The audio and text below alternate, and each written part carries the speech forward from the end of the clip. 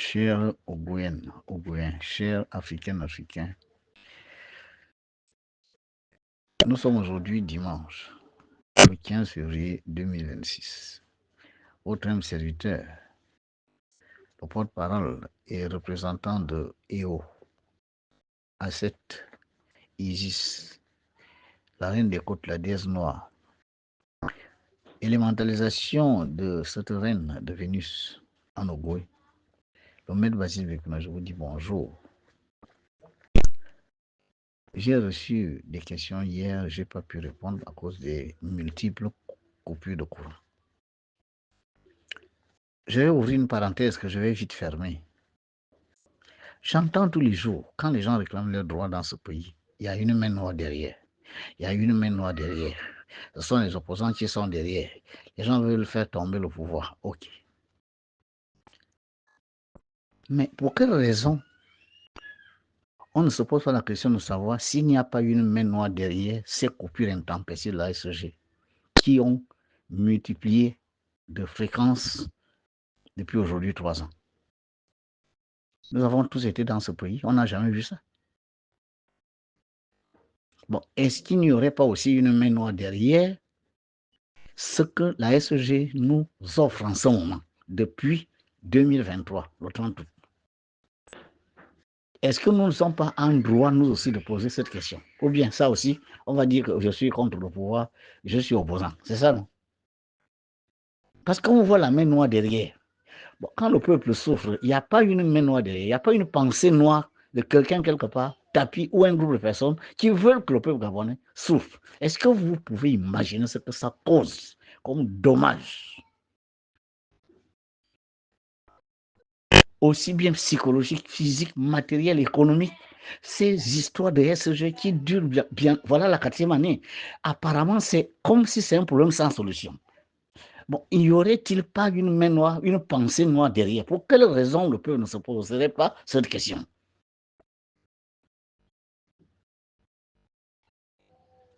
Bon, l'État, systématiquement, oh, l'État n'a pas assez de moyens pour résoudre ça. 27 000, on ne peut pas résoudre ça parce que financièrement, nous ne pouvons pas. OK. Y aurait-il pas une main noire derrière cet État qui pourtant fait de grandes choses, mais qui est incapable de payer les dettes? Chaque fois que l'argent doit aller dans les poches des populations de ce pays, l'État n'a plus d'argent. L'État est incapable de résoudre les problèmes. L'État n'a pas assez de liquidités. Mais curieusement, cet État est bien fliqué quand il s'agit de faire autre chose. Est-ce qu'il n'y aurait pas une main noire derrière, une pensée noire derrière pour dire les Gabonais ne doivent pas avoir l'argent? Parce que s'ils ont beaucoup d'argent, parce que l'État leur doit de l'argent, si l'État payait toutes ses dettes, mais ces gens-là ne pourront plus courir, aller faire des fan clubs et des associations de soutien parce qu'ils attendent là-dedans 5 000, 5 000, 5 000, 10 000. Montez dans les bus, vous allez à gauche, à droite, 15 000, 15 000 à chacun. Mais si tout le monde a assez d'appels soldes de 10, 15, 20 millions, qui ira encore faire ça? Si tout le monde est capable de construire, tout le monde est capable de se soigner décemment parce qu'ayant de l'argent, parce qu'il a travaillé, l'État lui doit, l'État paye, il a 7 millions, il prend 3, il met en compte. Quand sa femme est malade, ses enfants sont malades, il les fait soigner décemment. Les cliniques sont là pour ça. Mais est-ce que nous avons les moyens d'aller dans les cliniques? Et s'il n'y aurait pas une main noire derrière, une pensée noire derrière d'un groupe d'individus tapis quelque part pour dire il n'est pas question que dans ce pays-là, le peuple soit heureux. Pourquoi est-ce qu'on ne peut pas se poser cette question? Ceux qui voient les mains noires derrière les réclamations des droits, pourquoi ils ne voient pas les mains noires derrière cette vraisemblable incapacité de l'État à résoudre les problèmes régaliens des populations, de la SG, incapable de satisfaire une petite demande de rien du tout? Douala a 4 millions d'habitants. Yaoundé, pareil. Il y a des villes comme le Caire, 7 à 8 millions d'habitants. Sinon plus. Mais comment ces villes font pour donner le courant à ces populations? Si nous sommes incapables de satisfaire une petite population de 700 000 habitants d'Ibreville, quoi, il n'y a pas assez de cours d'eau. Il y a plus de cours d'eau en Égypte, plus de cours d'eau au Cameroun, d'accord? Il y a moins de cours d'eau au Gabon. Les ingénieurs qui travaillent à la SEG, ils ne sont pas formés de la même manière que les ingénieurs qui sont dans d'autres pays, où les gens gèrent des populations de 10-15 millions d'habitants dans une ville.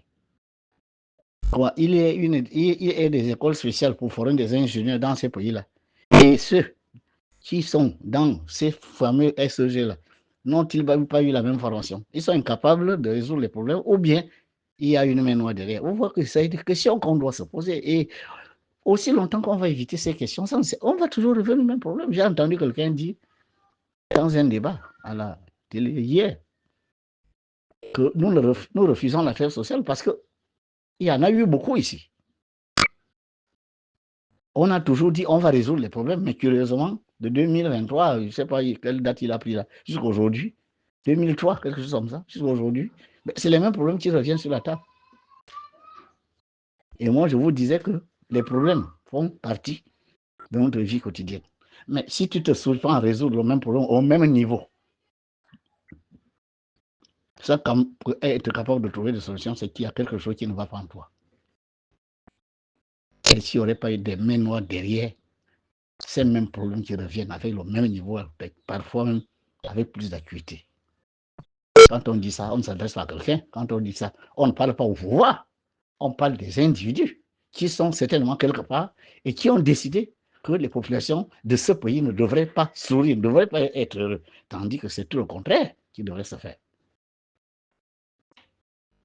Nous avons la plus puissante divinité d'Afrique. Peut-être même du monde. L'eau domine la terre. L'entité de l'eau est la plus puissante entité de la terre. Elle est dans notre Oguela, sur notre terre. Est-ce que c'est nous qui devions avoir ces problèmes? Est-ce que ce n'est pas parce que ceux qui dirigent et le peuple ne sont pas en communion avec les forces divines qui ont généré ce que vous appelez aujourd'hui le Gabon? Le Gabon n'a pas été créé un seul jour. Hein. Ça n'a pas été créé par un seul individu. Le Gabon est une somme de manifestations de l'énergie divine à travers des consciences humaines. Il faut voir ça comme ça. Personne n'en est propriétaire et personne ne peut sonner la fin.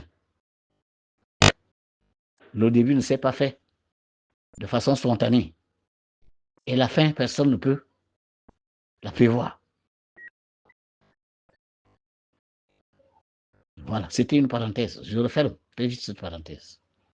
Maintenant, pour revenir à ma communication de ce jour, qui est un enseignement. Une Gwen m'a posé la question hier. Maître, y a-t-il des bons mots et des mauvaises mots?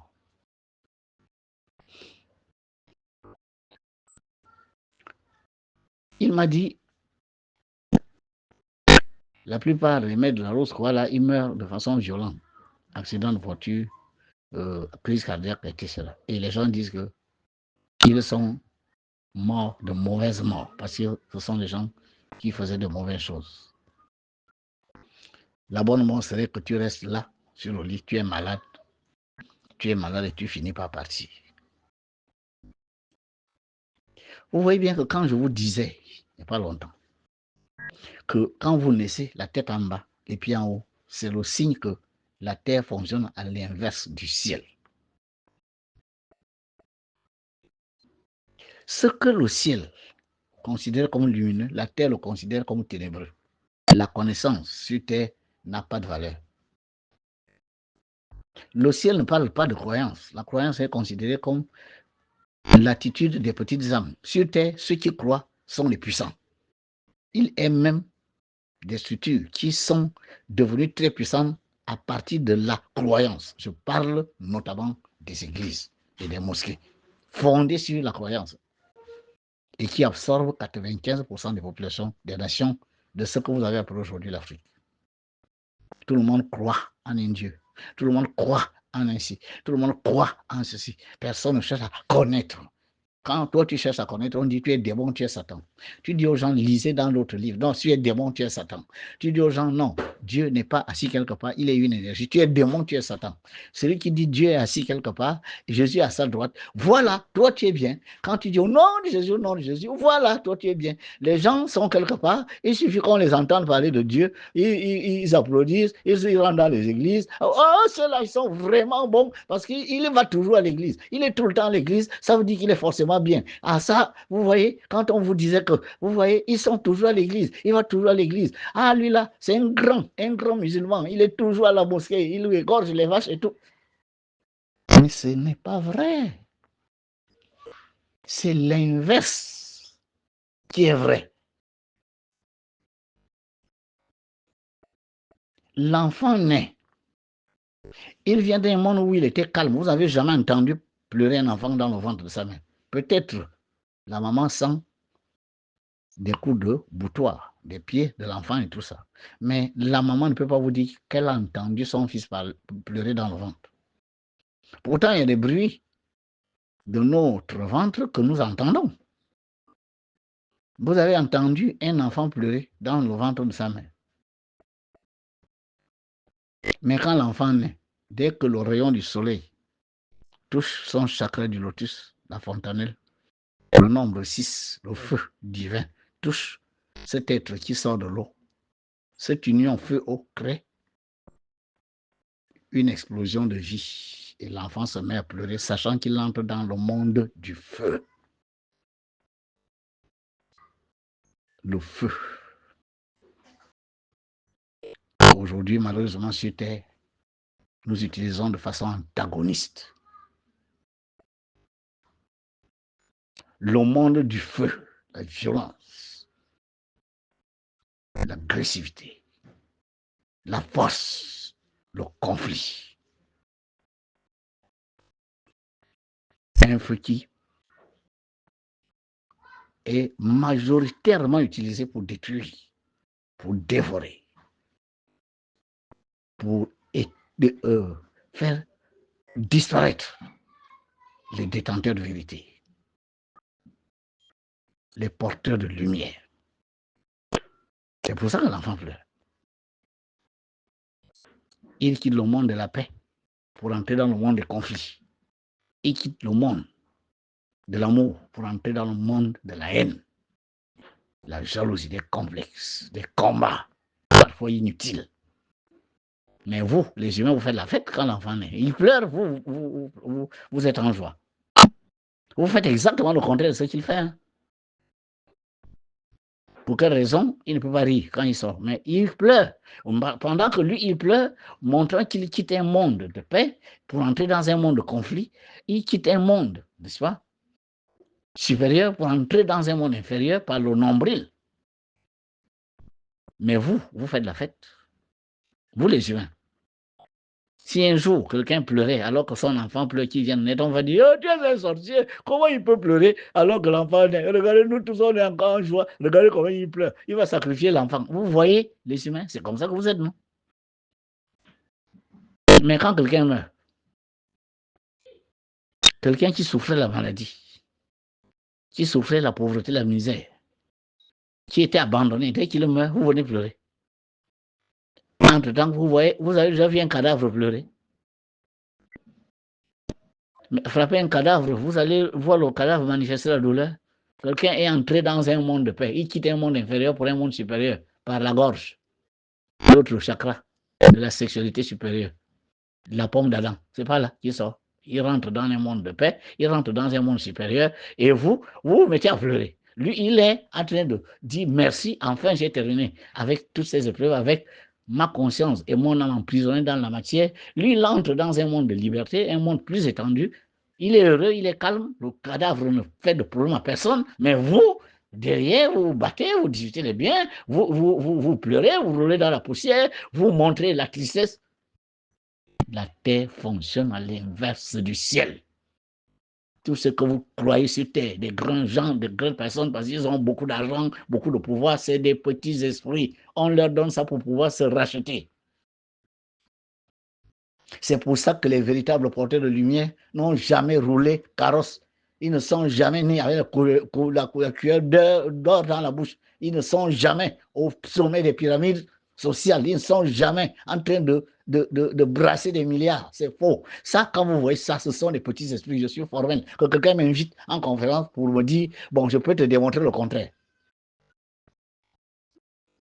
Ce sont des petits esprits. La richesse qu'on leur donne, c'est pour se racheter, pour être capable de résoudre les problèmes qu'ils n'ont pas pu résoudre parce qu'ils sont faibles, pour être capable de réparer les fautes parce qu'ils auront les moyens de le faire. Oh, malheureusement, dès qu'on leur donne de richesse et pouvoir, ils s'enfoncent davantage dans la matérialité, dans l'orgueil, dans le mépris des autres, dans les faux semblants, la ruse, dans la violence, l'agressivité. Et après, ce qui leur arrive est horrible. Beaucoup d'entre eux ont peur de la lumière qui vient les accueillir le jour où ils quittent leurs enveloppes charnelles. Je vous ai parlé de celui qui vous disait que cette lumière me fait mal, il fuit, il est dans les limbes. Beaucoup vont finir dans les limbes. Après avoir été ici, grand DG, grand ci, grand ça, grand souverain, ils sont dans les limbes. D'autres sont happés par les démons pour devenir des esprits servants, des esclaves des démons. Et ça peut durer plus longtemps que vous ne l'imaginez.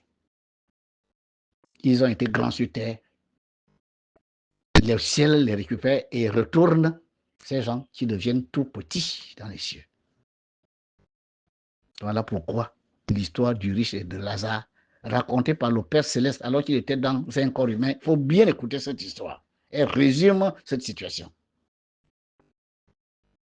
Quelqu'un est malade des dizaines d'années, grabataire, vous dépensez des centaines de mille, il ne guérit pas, il finit par mourir. Et vous dites que ça, c'est la bonne mort.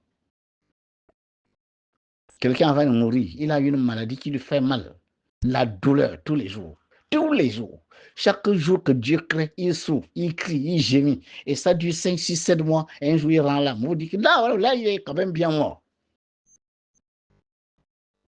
Un autre, c'est maintenant vous qui ramassez la chiotte, parce qu'il chie sur le lit.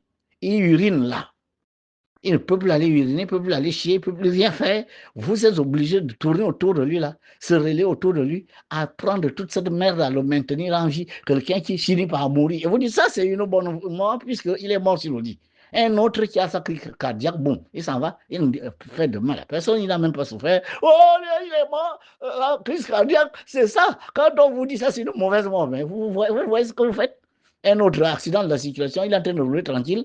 Il ne cause de problème à personne. Boum, il s'en va. Et vous dites, oh, accident de circulation, ça c'est une mauvaise mort. Ça c'est une mauvaise mort. Et quand on vous disait, c'est vraiment, quand vous voyez. Mais oh là là, vraiment, les humains, vous avez des problèmes. Et ce qui est malheureux, c'est que quand une voix se lève comme la mienne aujourd'hui, pour vous révéler cette vérité, que vous avez ignoré, que vous avez tourné en bourrique en pensant autre chose. Moi, aujourd'hui, vous cherchez plutôt à me faire taire, à m'abattre, à venir, machin. Et les miens, aujourd'hui, les gens viennent entrer là-dedans parce qu'on veut aller voir ce qu'ils vont aller faire en journée. Ils sont là, camouflés, soi-disant des étudiants des miens. Eux, ils doivent aller voir ce qui va se faire en journée. Parce que réellement, c'est la bassesse. Mais c'est la bassesse. Malheur à celui qui ira enjolé avec de mauvaises intentions. Ça, je vous mets en garde. J'ai entendu quelqu'un menacer les marabouts ici. Aujourd'hui, lui-même, il est en difficulté. Mais vous n'avez pas affaire à Mvekuna. Vous avez affaire à la plus grande divinité de cette terre. Essayez d'aller faire ça, Anjolé. Essayez. Allez ouvrir votre troisième œil de sorcellerie. Allez faire des plans pour que la caravane ne réussisse pas. Je vous le jure. Vous ne savez pas qui parle. N'essayez même pas ça. Que celui qui a une telle intention ne prenne même pas la voiture pour aller en Anjolé. Et je vous le dis. Vous ne savez pas qui parle. Comme vous êtes dans le monde de la croyance, c'est votre problème. Restez chez vous, faites votre sorcellerie. Ne tentez pas de venir en Jolé avec des mauvaises pensées. On m'envoie, on m'a donné 5 millions, vous allez voir ce qui va se faire en Jolé. On donne de l'argent à quelqu'un pour faire semblant d'être étudiant parce que vous voulez savoir quoi. Quand vous voulez vous savoir, maman est une divinité qui s'est révélée à un humain, qui vous dit, soyez en communion avec elle si vous voulez que ce pays nous profite. Elle a deux seins, le lait et le miel. Ça, là, ce n'est pas de la politique. Vous faites de l'espionnage, vous faites du renseignement, mais vous perdez du temps. Mais ça va vous coûter extrêmement cher. Essayez, venez. Je vous invite, venez faire la sorcellerie.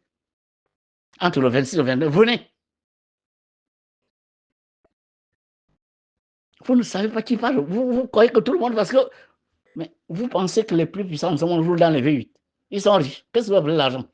La nourriture détermine votre corps et l'argent et tout ce que vous avez possédé, c'est pour les autres. Quelle force vous aurez de venir, quand vous serez mort, d'empêcher l'État de payer les dettes? Vous allez faire comment? Quelle force vous aurez de venir refuser des choses aux gens pendant que vous êtes déjà mort? Vous aurez quelle force?